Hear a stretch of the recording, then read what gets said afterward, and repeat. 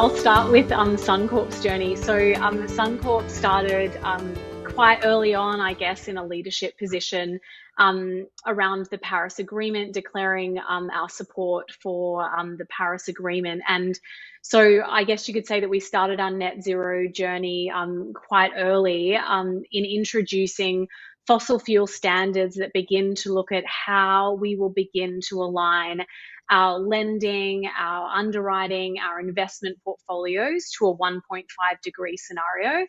And also looking particularly at our investment portfolios and adding a shadow carbon price there. So there's sort of, I guess, two mechanisms that we looked at early on around what is it that we can begin to do now as we wrap our heads around the concept of a 1.5-degree scenario. And so that was under the previous climate action plan. We've recently launched our second climate change action plan, which really begins to build out and give clarity around how we're tackling the next sort of 3 to 5 years, noting that there absolutely is no playbook. And at the foundation of this plan is acknowledging that, from a financial institution perspective, we know that the materiality and the intensity of our emissions exist within financed emissions, so within that lending, underwriting, and investment portfolio. So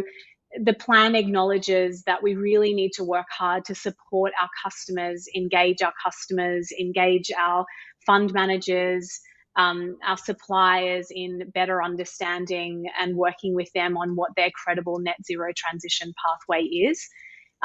It sounds easy, but again, it's just the only way that we can be successful in that is through collaboration. So a cornerstone of this plan is partnering with purpose and really working together and understanding what is the ecosystem of change that needs to happen to ensure that we can begin to align our portfolios.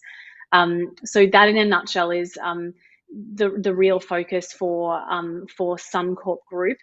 And I guess in terms of the role of private sector and the varying levels of commitment that's happening, I think particularly within the financial services space, what is very encouraging is the way that capital markets are aligning themselves to a net zero transition. So through the UN, there's a lot of net zero alliances that are signaling that sustainable capital flows are in a net zero transition. And, it's through that collective alliance that together industries globally and domestically can to really piece together, this is actually how we begin to find the answers to this very tricky problem to solve.